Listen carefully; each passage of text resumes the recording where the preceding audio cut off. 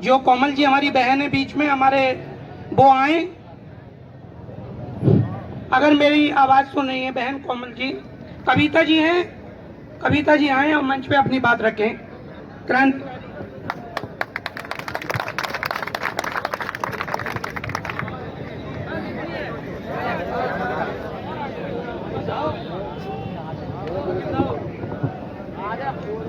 सबसे पहले तथागत गौतम बुद्ध और symbol of knowledge doctor B R. Ambedkar के चरणों में नमन करते हुए, माता सावित्रीबाई फुले के चरणों में नमन करते हुए, माता रमाबाई के चरणों में नमन करते हुए और कांशीराम के चरणों में नमन करते हुए, और मेरे जो सभी सम्मानित साथी सभी को मेरा क्रांतिकारी जय भीम न होता।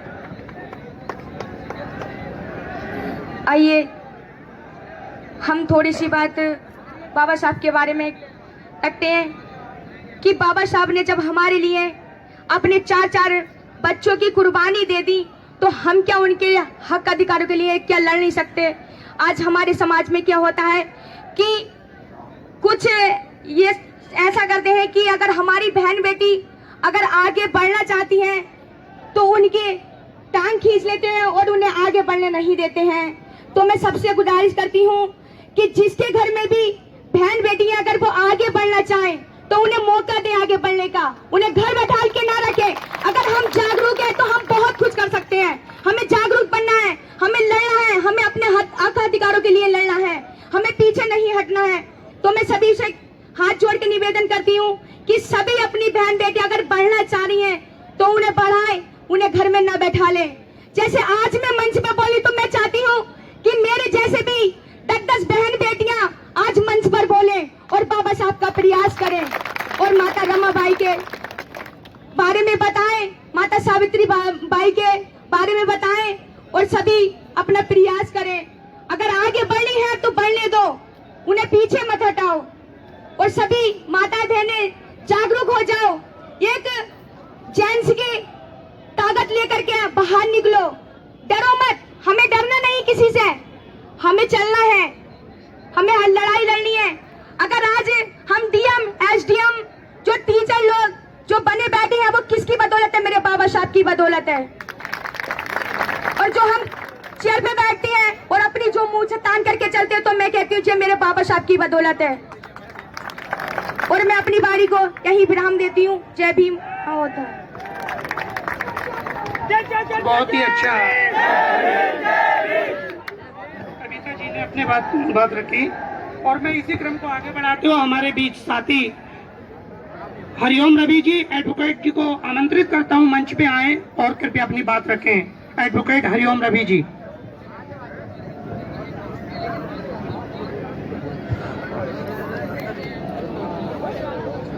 आज के इस कार्यक्रम में उपस्थित हमारे सभी क्रांतिकारी साथियों को जय भीम नमो बधाई। साथियों,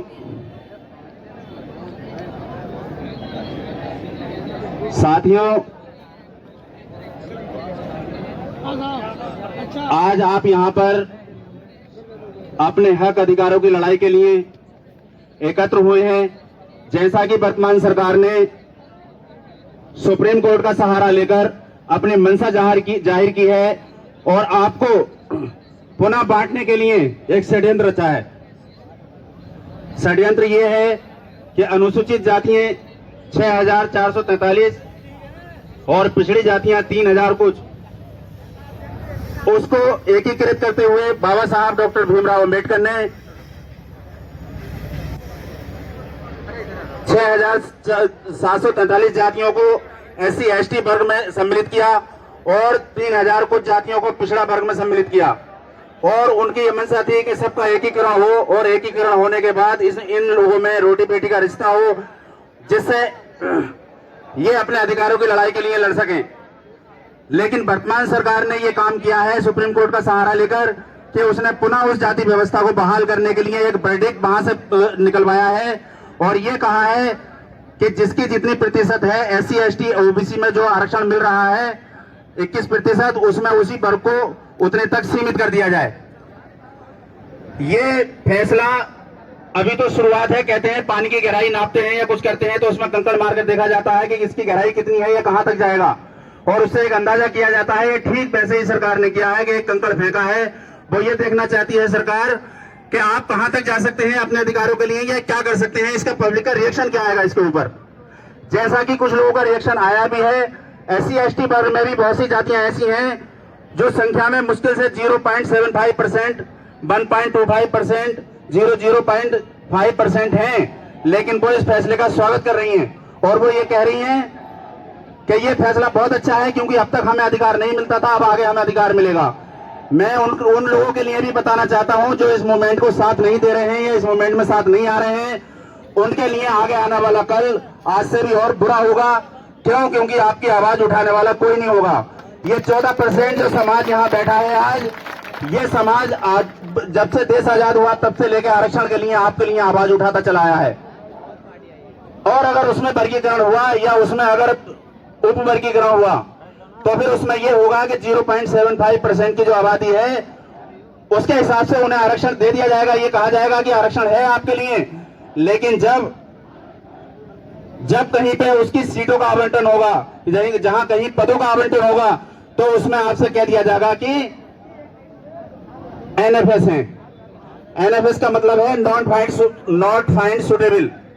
आजकल आप टीवी पे डिबेट देखते होंगे, ये टर्म बहुत यूज किया जाता है कि NFS उसमें लगा दिया गया है, NFS लगा दिया गया है, NFS लगा दिया गया है।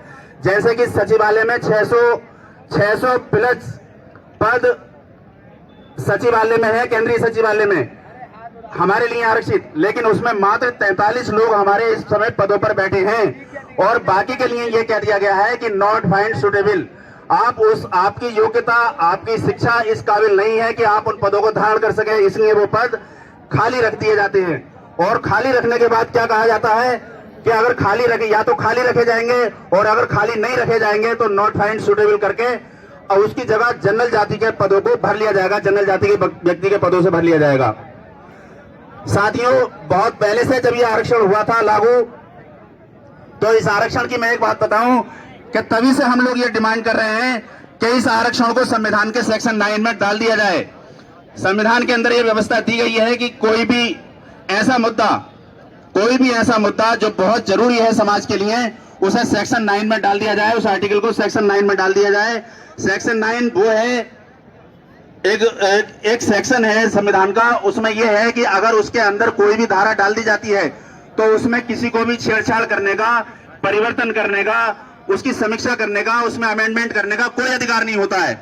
लेकिन यह डिमांड हमारी बरसों से चली आ रही है कि इस मुद्दे को, दलितों के आरक्षण को, SC/ST OBC के आरक्षण को सेक्शन 9 में फिक्स कर दिया जाए। लेकिन किसी भी सरकार ने, वो चाहे सरकार कांग्रेस की हो या भारतीय जनता पार्टी की हो या बीच बीच में किसी अन्य की सरकार भी अगर बनी हो, तो आपके इस मुद्दे को सेक्शन 9 में रिजर्व नहीं किया गया है।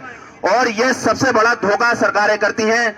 उनके प्रतिनिधि टीवी पर आकर बोलते हैं, आपको ऐसा लगेगा कि बहुत अच्छा प्रतिनिधि हमारे पक्ष में बात कर रहा है, लेकिन पर्दे के पीछे का जो सीन है वो ये है साथियों कि आपके लिए वहां बुलाने के लिए या आपको वहां पे अपने पदों पर रखने के लिए कोई राजी नहीं है। इसलिए ये आवश्यक है कि जो हमारे साथी ये सोच रहे हैं कि इस फैसले का हम स्वागत कर रहे हैं या ये सोच रहे हैं कि उनके लिए ये फायदा हो जाएगा, मैं आगे उनके लिए बताना चाहता हूं कि वो इस सम्मेलन को, इस मिशन को, इस मूवमेंट को कामयाब बनाएं। क्योंकि अगर वो हमारे साथ नहीं आएंगे या इस मूवमेंट का स्वागत करेंगे, अगर इस फैसले का स्वागत करेंगे और हमारे साथ नहीं आएंगे, तो कल को मैं बता रहा हूं कि आपको कुछ नहीं मिलने वाला है। और NFS करके या तो आपके पद खाली कर दिए जाएंगे या फिर जो है जनरल जाति से वो पद भर दिए जाएंगे। इसलिए साथियों, एकजुट रहने की आवश्यकता है। हमारा जो सम्मेलन, हमारा जो आरक्षण है वो अन्य आरक्षणों से बिल्कुल अलग है। उसका कारण यह है कि बाबा साहब ने 1932 में जब गोलमेज सम्मेलन में भाग लिया था 24 सितंबर 1932 को, तो उसमें डबल वोट की व्यवस्था हमारे लिए की गई थी। गांधी जी ने इस बात को नहीं माना कि डबल वोट आपका पड़ेगा और सिंगल वोट पे आपको रहने दिया। तो फिर बाबा साहब ने ये कहा था कि आपको फिर अगर सिंगल वोट करना है हमारे समाज के लोगों के लिए, तो फिर इस सिंगल वोट की जगह आप हमें आरक्षण दीजिए, ये सीटें रिजर्व करिए जितनी हमारी आबादी है। तो ये जो आज आप रिजर्वेशन देख रहे हैं, ये उसका परिणाम है। इसमें किसी को भी परिवर्तन करने की, इसमें किसी भी छेड़छाड़ करने की किसी को कोई आवश्यकता नहीं है और ना किसी की ताकत है। लेकिन सिर्फ ये चीजें जब उनके लिए फायदे की हो जाती है कि कि जब हम लोग घर में घुट से बैठ जाते हैं, जैसा अभी हमारे माननीय मंत्री जी ने कहा कि जिन लोगों पर जिम्मेदारी है, बहुत ज्यादा जिम्मेदारी है, वो आज घर से नहीं निकले हैं, वो आज यहाँ दिखाई नहीं दे रहे हैं। वैसे बहुत मंचों पर बात करते हैं कि हम ये कर देंगे, वो कर देंगे, लेकिन आज यहाँ पे उनकी जो वो उपस्थिति है वो लगभग शून्य है।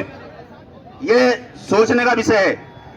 और ये जो आरक्षण है, इसमें आज अगर आप इस धरने में आए हैं तो ये यहाँ से कसम खा के जाएं कि आरक्षण में छेड़छाड़ हम किसी भी कीमत पर नहीं करने देंगे।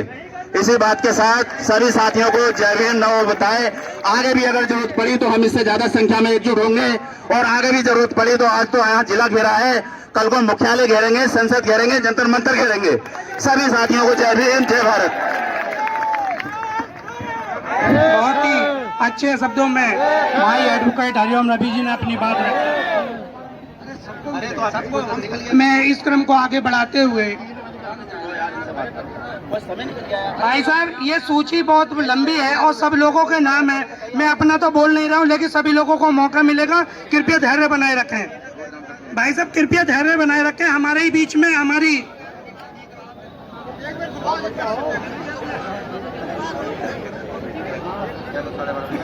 बहुत ही भाई साहब, कोई भी, मैं हाथ जोड़ के विनती करता हूं, जो भी हमारे साथी हैं ये बुरा ना माने कि मेरा नंबर नहीं आया, मेरा नंबर नहीं आया। यहाँ नंबर आने से कोई मतलब नहीं है, हम लोग सब एक हैं।